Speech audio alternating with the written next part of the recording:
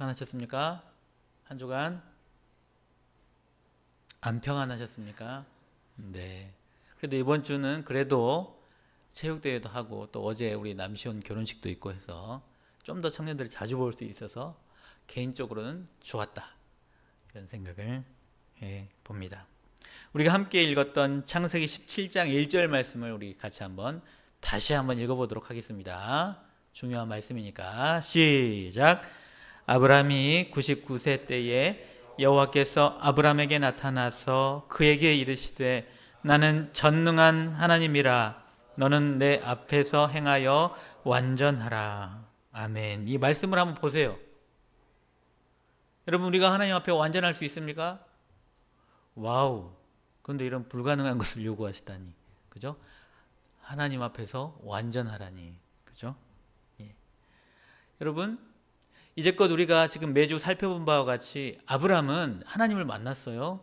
심지어 우리가 아무리 봐도 예수님처럼 보이는 그분 멜기세덱을 만났어요.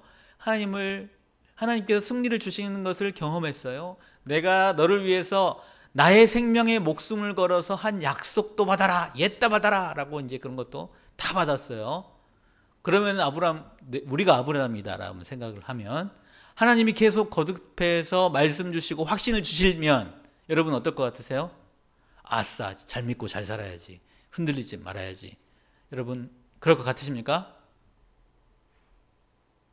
어떠세요? 어떨 것 같으세요? 안 흔들릴 것 같으세요?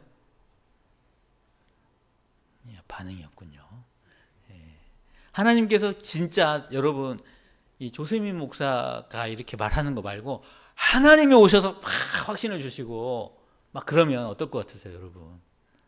완전 조세민 목사님 입으로 나오는 말은 못 믿고 덜 믿어도 하나님이 막 이렇게 확신을 주시면 완전 잘 믿고 막 우와 그럴 것 같지만 여러분 그렇지가 않았다는 거죠.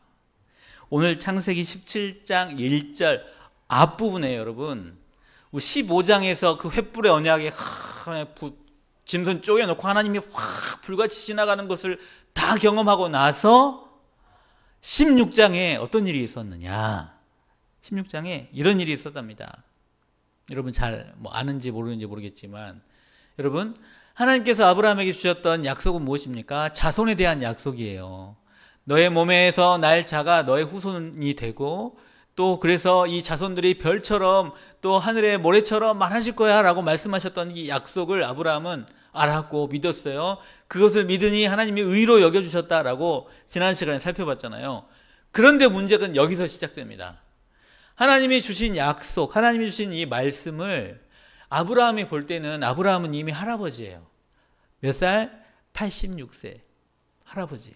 그러면 할아버지가 자식을 낳을 수 있습니까? 없습니까?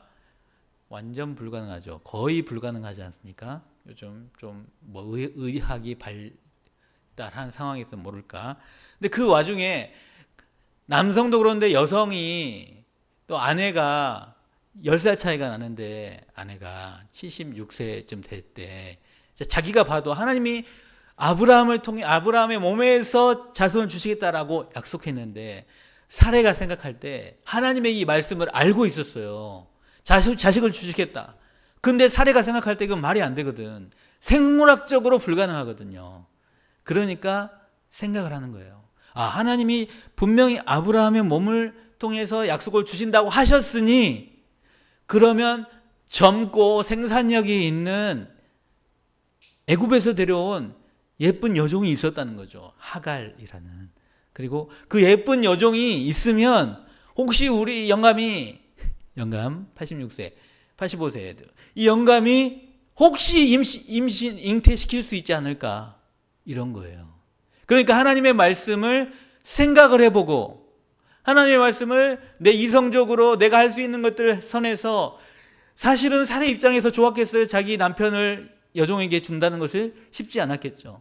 그런데 그렇게 해서라도 하나님의 약속을 이루어 보고자 하는 그런 생각이 있었다는 거죠. 여러분 이렇게 접근을 안 해봤을지 모르겠는데 사례가 그래서 여종을 준 거예요. 남편에게.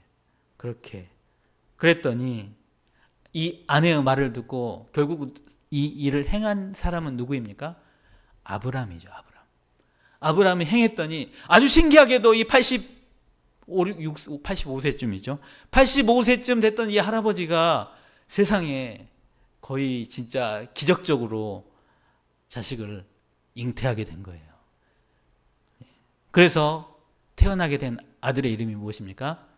이스마엘이죠. 이스마엘. 우리 창세기 16장 15절 16절 함께 읽어볼게요. 시작. 하갈이 아브라함의 아들을 낳음에 아브라함이 하갈이 낳은 그 아들을 이름하여 이스마엘이라 하였더라. 하갈이 아브라함에게 이스마엘을 낳았을 때에 아브라함이 86세였더라 라고 기록하고 있습니다. 정말 기적과 같은, 여러분 똑같은 상황에 여러분 우리 삶에 적용을 해보면 여러분 아브라함 입장에서 거의 불가능할 것 같아. 하나님이 나에게 주신 약속이 있어. 자손 너를 통해 너의 몸을 통해 이렇게 할 거야. 그러니까 나의 필터링을 걸쳐서 하나님의 말씀을 나에게 받아들이고 적용을 해보니 그리고 내가 봐도 너무 인간적으로 안 되는 그 나이에 85세, 86세 아들을 얻었어요. 그러면 우리는 뭐라고 생각하겠습니까? 뭐라고 생각하겠어요? 뭐라고 해석하겠어요? 아, 하나님이 기적처럼 나의 기도에 응답하셨어라고 말씀하지 않겠습니까? 아니, 그럴 거잖아요. 아, 안 되는 건데 하나님이 어떻게 자식을 주셨다고. 역시 하나님이 약속을 이루시는 하나님이라고. 그렇게 하지 않았겠습니까? 네, 그랬습니다. 그런데 그것은 누구의 생각이었습니까? 여러분? 아브라함의 생각이었고 사레의 생각이었죠. 하나님의 생각이 아니었어요. 하나님이 약속으로 주실 자녀는 이삭이었고 하나님이 약속으로 주실 그 자녀를 통해서 나올 자식이 누구입니까? 앞으로 계속 낳고 하다 보면 누가 나오는 거예요? 다윗이 나오고 그 낳고 하다 보면 누가 나오는 거예요? 다윗의 자손 예수 그리스도가 나는 건데 하나님이 약속하신 바가 있는데 지금 필터링을 해서 아브람과 사레가 그렇게 자기 나름대로의 어떤 말씀에 대한 반응, 잘못된 오답으로, 잘못된 반응으로 아들을 낳고 뭐라고 말했을 거라는 거죠? 아, 하나님은 정말 분명히 살아계시고 약속을 이루시는 하나님이구나. 이렇게 분명히 착각을 했을 거라는 거죠. 자기의 이성 범위 안에서 자기의 오답을 가지고 하나님 앞에 이거 맞죠? 라고 하고 있는 것입니다. 여러분 아시다시피 이스마엘의 후손들이 누구입니까? 지금 우리가 흔히 무슬림이라고 말하는 사람들이 아닙니까? 이 수많은 무슬림들. 그리고 이 이삭의 후손이 누구입니까? 이스라엘 백성들, 유대인들이죠. 지금까지도 싸우고 있는 거죠. 그렇죠? 그 시작이 어디예요? 바로 여기예요. 아브라함과 사레의 잘못된 해석. 정말 슬프지 않습니까? 대단히 이상한 일이에요. 민족 간의 그 어마어마한 그 역사에 걸친 엄청난 비극과 슬픔이 여기서 시작된 것이라는 거죠. 잘못된 해석, 잘못된 판단, 그리고 하나님의 약속의 말씀에 대한 잘못된 필터링, 잘못된 이해, 잘못된 신앙생활. 여러분 우리들의 모습을 한번 생각해 봐야 돼요. 여러분 우리가 하나님 말씀 앞에 반응하는 방법. 아, 이거 안 해도 돼. 아, 이거 하나님 말씀 딱 들어요. 100%가 딱 이렇게 있어. 그럼 나 딱 들어오면 나한테는 몇 프로가 소화가 되고 있습니까? 몇 프로나 걸러지고 있습니까? 여러분 한번 진짜 생각을 해보세요. 우리는 어떻게 하나님 말씀 앞에 반응하고 있습니까? 진짜 하나님의 뜻대로 우리는 하고 있는 것일까요? 한번 진짜 진지하게. 여러분 어차피 신앙생활하고 있고 하나님의 말씀 듣고 사는데 우리는 하나님 앞에 어떻게 반응하고 있는지를 곰곰이 생각을 해 보아야 한다는 거죠. 그러면 이제 앞으로 어떻게 되나요? 잘못 해석해서 잘못 반응한 아브라함. 이 16장 아까 몇 절이었죠? 16절. 그 다음 절이 17장 1절입니다. 아까 아브라함이 그죠? 하갈이 아브라함의 아들을 낳음에라고 말하잖아요. 아브라함의 아들이라고 이스마엘이 아브라함의 아들이라고 지금 성경에서 굳이 밝히고 있는 거예요. 나 아브라함의 아들이 분명하다고 잘못이라고 꼬집어서 말하고 그 아들을 낳을 때 아브라함이 86세였더라 한 다음에 우리가 아까 함께 읽었던 17장 1절이 나온다는 거죠. 아브라함이 몇 세가 되었습니까? 17장 1절에서 아브라함이 99세가 되었어요. 그러면 그 중간에 13년, 14년은 어떻게 된 거예요? 아무런 기록이 없어요. 그 이야기는 무엇입니까? 하나님이 응답하신 것이 분명해 라고 낳은 기적처럼 자기 스스로 생각할 때 기적처럼 낳은 이 이스마엘이라는 이 녀석을 낳고 하나님이 나를 통해 진짜 약속의 자식을 이루을 거야 잘못된 해석 가지고 살아갈 때 정작 하나님은 no answer. 아무런 대답이 없고 반응이 없었다는 거죠. 혹시 이 자리에 있는 우리가 여러분 우리의 신앙의 현재 상태가 그 시간이 요 아브라함의 86세와 99세 사이의 무응답의 시대 무반응 그 시대처럼 우리가 지금 그 시간에 있는 사람이 있지 않습니까? 왕년에 하나님의 앞에 뜨겁게 예수님을 만나고 주님 앞에 눈물을 흘리고 찬양하고 일생을 드리고 헌신하고 내가 진짜 주님을 위해 살겠습니다. 오 울면서 막 어떤 수련회나 어떤 집회나 뭐 그런 적 있지 않습니까? 어떤 때 그렇게 하고 나서 지금 여러분 저와 여러분의 매일 예배드리고 하나님 앞에 말씀의 앞에 선 저와 여러분의 반응은 어떻습니까? 요즘 우리의 예배는 어떻습니까? 혹시 이 86세와 99세 사이에 하나님의 말씀 없는 무반응 바로 그런 시대와 같이 무덤덤하고 냉담하게 그냥 덤덤하게 그냥 마치 습관적으로 그냥 예배를 드려왔으니까 여러분이 성경에 기록이 되어 있지는 않지만 그 중간에 아브라함이 어떻게 했을까요? 아브라함은 가는 곳마다 분명히 제사를 드렸으니까 분명히 아브라함도 제사를 드리고 예배를 드렸을 거예요. 근데 아무런 기록이 없어요. 하나님은 반응하시지도 않고 아브라함도 그냥 예배를 드리고 그냥 습관적으로 살았겠죠. 이제 하나님이 이스마엘을 낳았는데 근데 뭔가 하나님 반응이 이상해. 나도 별로 뜨겁지 않아. 바로 그 상태로 쭉 그렇게 살았다는 것입니다. 우리의 오답으로 여러분 사실 하나님이 잘못하신 걸까요? 아브라함이 잘못한 걸까요? 아브라함이 잘못이잖아요. 그렇다면 똑같이 우리에게 적용을 해보면 하나님이 잘못하신 걸까요? 우리가 하나님 앞에 잘못 반응해서 그런 걸까요? 그러면 이제 좀 심각해진다는 거죠. 생각보다 우리가 하나님 앞에 말씀 앞에 예배할 때 신앙생활 할 때 어쩌면 대단히 오답을 막 갖다 냈다 하나님 앞에 던지면서 하는 열정 가지고 하는 것 같지만 사실 솔직히 여러분 우리 신앙의 모습 누가 잘 알아요? 하나님이 제일 잘 아시겠지만 누가 잘 압니까? 내가 잘 알잖아요. 여러분 어떻습니까? 나의 신앙의 모습 내 진짜 믿음이 없는 것 같은 때가 많지 않습니까? 흔들리고 있을 때 바로 그럴 때들이 있었다는 거죠. 바로 그때 충분한 시간이 흐른 후에 하나님이 다시 아브라함에게 찾아오셨다는 거예요. 다시 하나님이 내버려 두고 그냥 포기하고 버려버린 것이 아니라 너는 믿음 가지고 실패하고 그냥 잘못된 오답을 가져와서 너는 혼나야 돼라고 말하는 것이 아니라 하나님이 다시 아브라함에게 찾아오셔서 이렇게 말해주고 있다는 거죠. 17장 1절 말씀 다시 한번 읽어보도록 하겠습니다. 17장 1절 시작. 아브라함이 99세 때에 여호와께서 아브라함에게 나타나서 그에게 이르시되 나는 전능한 하나님이라 너는 내 앞에서 행하여 완전하라. 다시 찾아오셔서 아무 일도 없다는 듯이 찾아오셔서 말씀하셨던 첫 번째 말은 무슨 말씀입니까? 나는 어떤 하나님? 전능한 하나님이야. 네가 짱구 굴려가지고 네가 계산해가지고 생물학적으로 안 될 것 같아서 아내랑 의논해가지고 여종으로 해가지고 그렇게 해야만 응답할 그런 네 나이가 85세 돼서 네가 생물학적으로 임신 안 될 것 같아서 그렇게 한 그런 잘못된 오답. 나는 그런 하나님 아니고 전능한 하나님이야.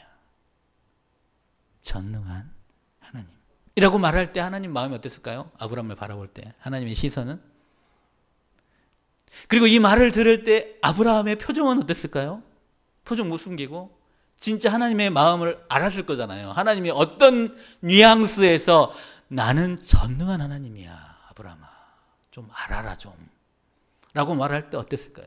표정으로 치자면 하나님과 아브라함의 표정이 되게 그 순간 어땠을까? 한번 저는 상상을 해볼 때 참 되게 멋쩍지 않았을까? 아브라함이. 그런 생각이 듭니다. 그러면서 하나님의 계획이 있잖아요. 다윗도 오게 하시고 예수님도 오게 하실 하나님의 계획. 그것에 어긋난 아브라함의 모습. 왜 아브라함이 그런 선택을 했어야만 했습니까? 왜 잘못된 해석을 하고 그렇게 했어야만 했어요? 자기가 나이는 먹어가고, 나이는 먹어가고가 우리 청년들에도 있죠. 나이는 먹어가고, 미래는 불확실하고, 우리 청년들도 마찬가지죠. 그러니까 세상의 소리들 들려오고, 그러니까 마음이 어떻게 됩니까? 조급해지고, 얼마나 조급해.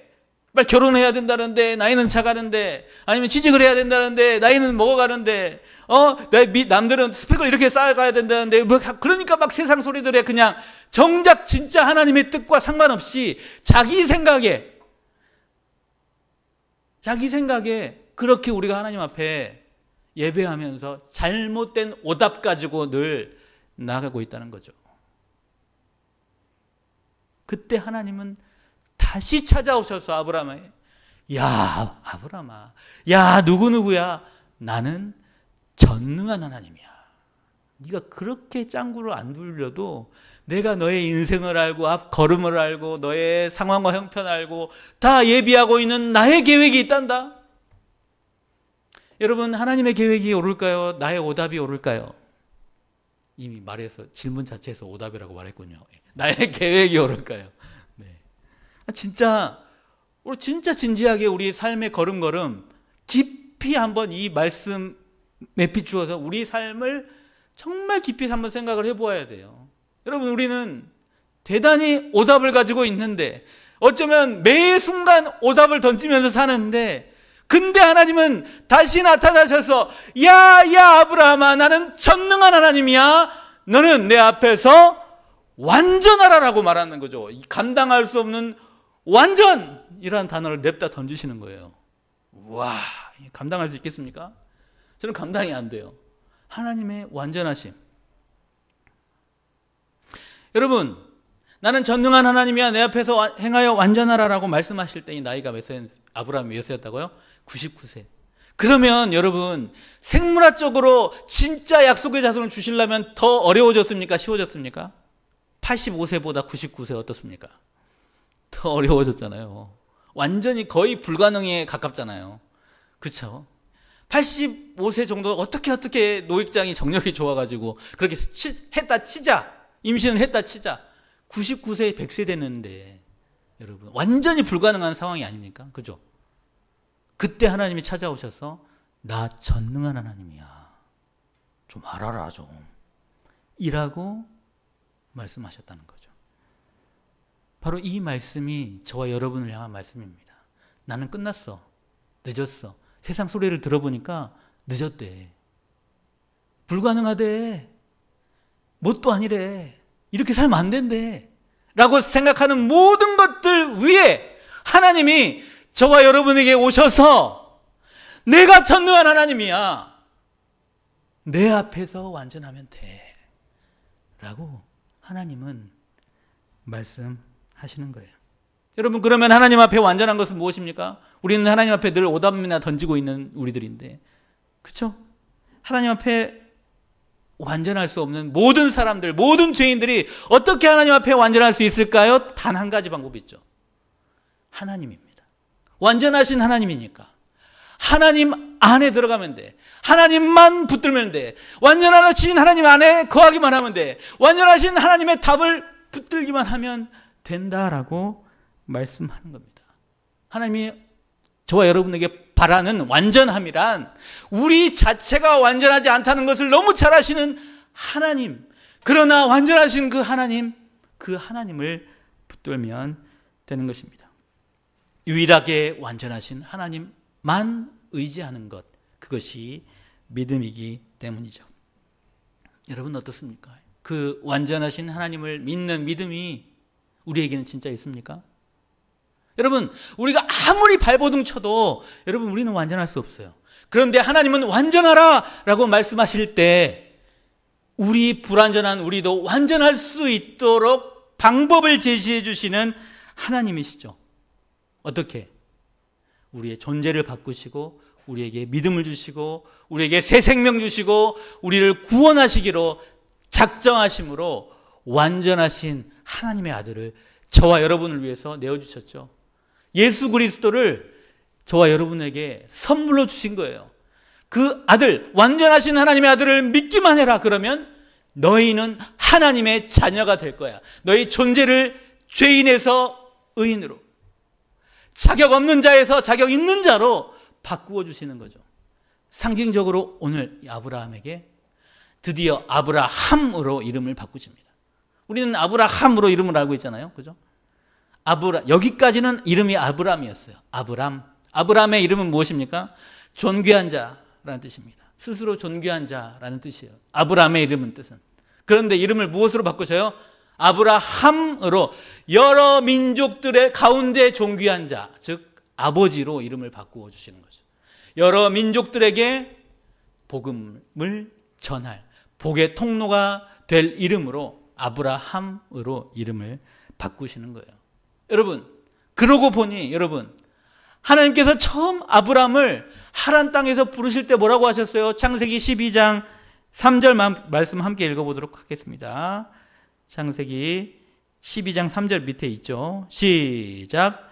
너를 축복하는 자에게는 내가 복을 내리고 너를 저주하는 자에게는 내가 저주하리니 땅의 모든 족속이 너로 말미암아 복을 얻을 것이라 하신지라. 아멘. 하나님께서 처음 아브라함을 부르셨을 때 주셨던 사명이 뭐예요? 모든 민족의 복의 근원이 땅의 모든 족속들이 아브라함을 통해서 복을 받을 것이다 라는 것이 아브라함에게 주셨던 첫 자리요, 은혜의 자리였어요. 근데 그 사이에는 그렇게 살지 못하다가 그리고 스스로 존귀한 자답게 그냥 그렇게 자기 자신과 또 자기 하나님 앞에서의 그런 싸움을 싸워가다가 이제 다시 이름을, 존재를 바꾸시면서 아브라함으로 너는 너 혼자 너의 자손들만 잘 먹고 잘 사는 것이 아니라 모든 민족의 아버지답게 살 거야 라고 이름을 바꾸어 주신다는 거죠. 완전함이란 바로 이런 것입니다. 하나님께서 우리 여러분에게 처음 만나셨을 때, 처음 은혜 주셨을 때 바로 그 자리를 기억하고 하나님 앞에 돌아가는 것, 하나님께서 내게 주셨던 그 사명의 자리로 돌아가는 것, 그것이 완전함이에요. 하나님께서 우리에게 바라시는 완전하라 라고 말할 때 완전함이란 사명의 자리로 돌아가는 것입니다. 여러분, 하나님이 주신 그 마음으로 돌아가는 것입니다. 여러분, 하나님께서 여러분에게 어떤 마음을 주셨었습니까? 과거의 이야기. 그런데 그 자리로 돌아가는 거예요. 뜨겁게 눈물을 흘렸던 그 첫 자리로 되돌아가는 것, 그것이 완전함입니다. 왜냐하면 그때 하나님이 완전하게 만나주셨고 완전하게 나를 구원하셨다는 것을 기억하기 때문입니다. 그렇죠. 어차피 우리가 어떻게 하나님 앞에 우리가 완전할 수 있겠어요? 항상 우리는 죄인이고 불순종하고 연약할 뿐인데, 로마서 3장 23절 우리 함께 읽어보겠습니다. 시작. 모든 사람이 죄를 범하였음에 하나님의 영광에 이르지 못하더니. everyone이죠. 모든 사람. 여러분, 나는 아니다 라고 말씀하실 분 계십니까? 우리예요. 우리 모두의 이야기입니다. 그리고 이 죄를, 모든 사람이 죄를 범하면 어떻게 돼요? 6장 말씀 읽고 시작. 죄의 싹은 사망이요. 죽어요. 죄 때문에 모든 사람은 죽는다라는 것이 성경의 말씀입니다. 진리의 말씀. 그런데 하나님은 그렇게 죄 때문에 죽어 망하지 않도록 하시고 은혜로 우리의 존재를 바꾸어 주시는데 어떻게 해요? 하나님의 원하는 계획, 하나님의 약속, 하나님의 그 복음으로 우리 존재를 죄와 사망에서 생명으로 바꾸실 때 이름을 바꾸시고 존재를 바꾸시죠. 무엇이라고요? 영접하는 자, 곧 그 이름, 예수 그리스도의 이름을 믿는 자마다 멸망하지 않고 하나님의 자녀가 될 수 있도록 하셨다라는 것입니다. 여러분, 우리는 그 하나님의 방법, 예수 그리스도를 믿는 자마다 하나님의 자녀가 될 수 있도록 하셨어요. 예, 하나님의 자녀로 우리 존재를, 우리의 이름을 바꾸어 버리셨다고. 그리고 옆에 있는 형제요 자매들이 다 하나님의 아들이요 하나님의 딸들이라는 거죠. 우리는 죽어 망할 자들이 아니고 늘 하나님 앞에 오답이나 던지고 있고, 늘 지금 어쩌면 지금 이 순간조차도 하나님께 온전히 집중하고 있지 못한 우리라 할지라도, 하나님은 아브라함에게 먼저 다시 찾아오셔서 말씀하셨던 것처럼 아무런 자격 없는 저와 여러분에게도 하나님의 아들들아 내가 너희를 사랑한다 라고 완전하신 그분이 오셔서 저와 여러분을 위해서 십자가에 못 박혀 죽어주셨습니다. 그것을 우리는 복음이라고 불러요. 그것이 영원한 완전한 십자가의 영원한 저와 여러분을 향한 믿음의 고백입니다. 바로 그 표에 대한 예시로 아브라함에게 주신 약속이 있습니다. 그것이 무엇입니까? 할례입니다. 할례. 우리 같이 한번 창세기 17장 10절 11절 말씀 함께 읽어보겠습니다. 시작. 너희 중 남자는 다 할례를 받으라. 이것이 나와 너희와 너희 후손 사이에 지킬 내 언약이니라. 너희는 포피를 베어라. 이것이 나와 너희 사이에 언약의 표징이니라. 너희가 아브라함과 너희 후손을 나의 백성으로 삼겠다라는 언약의 표징이 무엇이라고요? 할례라고요. 할례. 그래서 유대인들에게는 이 할례가 목숨보다 중요했어요. 하나님의 구원받은 백성이라는 증거였거든요. 그래서 그렇게 목숨 걸었던 거예요. 사도 바울 시대까지 계속 유대인들은 할례에 목숨을 걸었던 거예요. 할례는 무엇입니까, 여러분? 예. 남자 성기의 끝부분에 피부를 잘라내는 거잖아요. 자름, 컷이잖아요. 컷. 그게 또 하필이면 성기잖아요. 성기. 생명의 후손을 이어갈 성기를 자르는 거잖아요. 지금 아브라함과 사레가 했던 것이 무엇입니까? 이 후손에 대한 하나님의 약속을 신뢰하지 못하는 것을 뭐였어요? 잘라냈잖아요. 그리고 제발 좀 믿어라 라는 것이죠.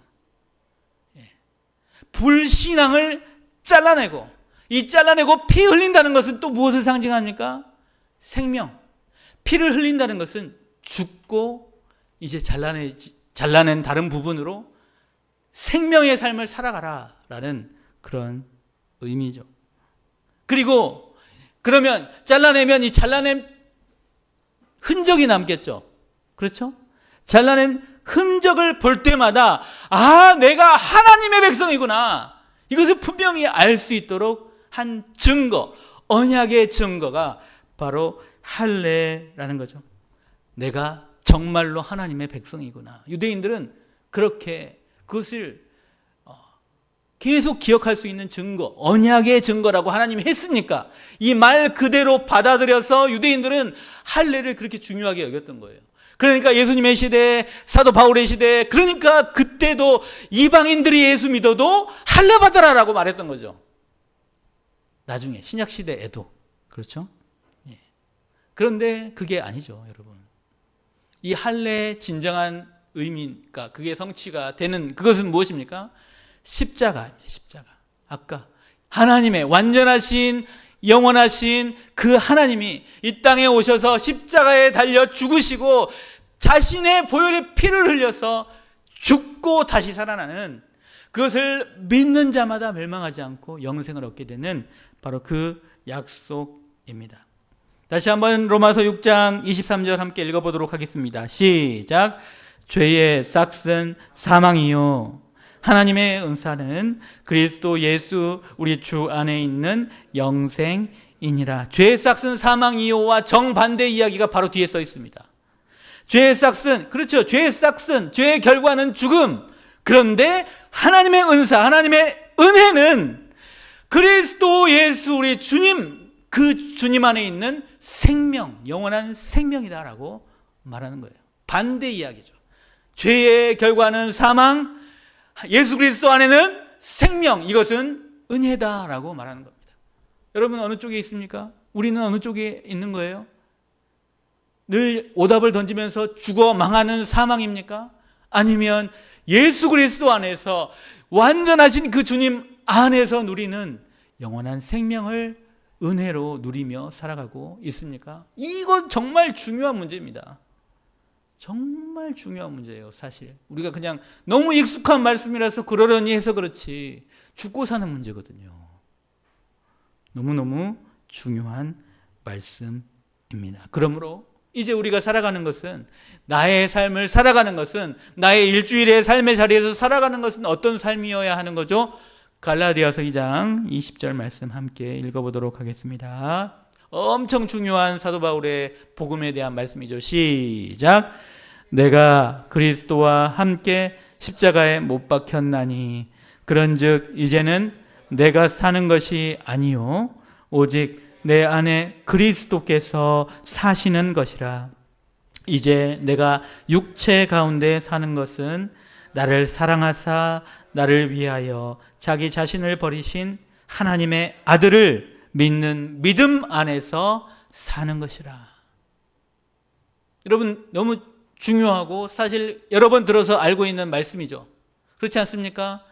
나는 할례를 당하듯이 이미 잘라버렸다는 거죠. 불신앙의 모습 잘라버렸다는 거죠. 나는 이미 그리스도와 함께 이미 죽었다는 겁니다. 이미 피 흘리고 나의 과거에 나는 죽었다. 그리고 이제 내가 사는데 그냥 나 혼자 그냥 사는 것이 아니라 그리스도께서 사시는 것처럼 육체 가운데 내가 살아가는 것은 나를 사랑하시고 나를 위해서 자기 자신을 버려주신 하나님의 아들을 믿는 믿음으로, 믿음 안에서 사는 것이다 라고 말하는 거죠. 이것이 진짜 하나님의 백성다운 삶, 할례를 받은 자의 삶, 진짜 영적인 할례죠. 내 마음이 할례를 받은 것처럼 과거에 나의 죄 짓는 마음이 다 죽고 이제 나는 정말 하나님을 믿는 믿음 안에서 그런 마음으로 새 생명을 누리면서 사는 삶이다 라고 말하는 거죠. 육체 가운데, 여러분, 육체 가운데가 중요합니다. 여전히 저와 여러분은 어디 이 땅을 밟고 이 육체의 삶을 삽니다. 그렇지 않습니까?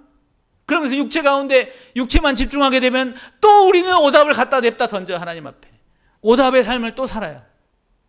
그런데 이제는 그리스도와 함께 이 육체 가운데 그냥 사는 게 아니라 어떻게 살아요?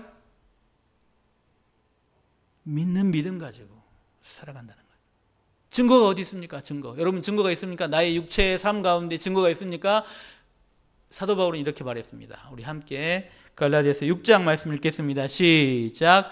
내가 내 몸에 예수의 흔적을 지니고 있노라. 이거 엄청 중요한 말씀이죠. 내 육체에, 내 몸에, 내 육체의 삶에 예수의 흔적을 가지고 있다. 여러분 흔적이 무엇입니까?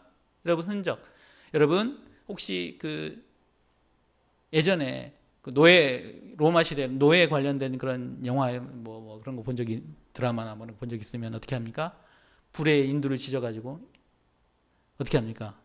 살갗에다가 확 지지죠. 그러면 여기 확 하면서 막 이렇게 딱 새겨지는 거 있잖아요. 이게 바로 흔적, 스티그마입니다. 흔적. 지금도 그러고 합니다. 여러분 어디 가면 하는 줄 아세요? 도축장 가면 도축장. 소나 돼지한테 어디 농장에서 나온 거 언제를 딱 지지고 와 그게 우악이 아니고요. 꽥 하겠죠. 어찌됐든 지금 사도 바울이 말하는 이 흔적이라 말하는 것은 내가 내 육체, 나의 몸의 삶에 예수 그리스도의 그 십자가의 흔적을 가지고 있다라고 말하는 거예요. 그렇다면 여러분, 우리의 삶에는 진짜 예수 그리스도의 십자가에 새겨진 영원히 지워지지 않은 낙인과 같은 그런 스티그마, 흔적이 있습니까? 오늘 그 말씀을 드리고 싶은 거예요. 아브라함에게 오셔서 17장 1절에 나는 전능한 하나님이야. 너는 완전해야 돼. 라고 말할 때 내가 너를 완전하게 해줄게 라고 말씀해 주시는 그 하나님의 마음. 그리고 그 완전함을 위해서 저와 여러분을 위해서 완전하신 하나님의 아들을 보내시고 십자가에 피 흘리시 아들을 잡으신 거잖아요. 제물로. 저와 여러분을 위해서 내어주신 그분이 그 십자가의 흔적을 가지고 너의 삶의 자리에서 살아가고 있느냐? 그것이 너의 완전함이다. 복음 붙들고 살아가는 것, 계속 넘어져 있지 않고 다시 일어나 보는 것, 세상의 소리들, 조급함, 세상은 너는 끝났어, 늦었어, 막 온갖 부정적인 소리들이 우리를 막 쏟아지잖아요. 교회 다니는 것, 아이고 그냥 미련한 녀석들, 지혜 없는 녀석들이란 이런 요즘 조롱하는 시대 가운데 살면서 여러분, 그냥 그런 조롱하는 시대 가운데 교회 나와주는 것만으로 땡큐 이렇게 말할 수도 있겠지만, 우리는 그것을 넘어서 진짜 우리의 육체의 삶 가운데, 우리 매일의 삶 가운데, 나의 삶의 자리에, 내 가정에, 내 공부하는 자리에, 그리고 앞으로 미래 가운데 나는 예수 믿는 자예요. 나는 십자가의 흔적을 가진 자예요. 나는 주님의 사람이에요. 나는 흔적을 가지고 십자가의 사람으로, 복음의 사람으로, 생명의 사람으로 다시 일어나서 완전하신 하나님 앞에, 완전하라는 하나님의 말씀을 순종하여 완전하신 십자가를 붙들고 살아가는 것, 그것이 저와 여러분에게 바라는 하나님의 뜻이 아닐까요? 우리의 존재를 자기 혼자만 존귀한 자가 아니라 여러 민족의 아버지로 삼아주셨던 것처럼, 나 혼자만 이 세상에서 잘 먹고 잘 사는 누구가 되라고 말씀하시지 않고, 진짜 완전한 하나님의 마음을 안다면 우리의 존재를 믿지 않는 다른 누군가들에게도 이 완전하신 주님을 전할 복의 통로로, 아브람을 아브라함으로 바꾸셨던 것처럼 저와 여러분도 하나님은 분명히 그렇게 영광스럽게 지금 넘어지고 지금 믿음이 없는 것 같아도 믿음의 조상으로 삼아주실 거예요. 누군가에게 믿음의 통로로 사용해 주실 거라는 거죠. 그리고 나중에 시간이 지금으로부터 30년이 흘러서 여러분의 자녀들이 여러분을 볼 때, 와, 우리 아빠 엄마 최고야, 진짜 하나님 사랑해, 진짜 믿음으로 살아, 세상 힘들었는데 진짜 기쁘게 행복하게 정말 하나님 안에서 믿음으로 살고 있어 라고 우리한테는 말 안 해도 자기 친구들에게 말할 수 있는 그런 삶, 그것이 진짜 멋진 삶이지 않겠습니까? 30년 뒤에 그런 저와 여러분이 다 되시기를 예수님 이름으로 축복합니다. 지금 우리 같이 찬양하며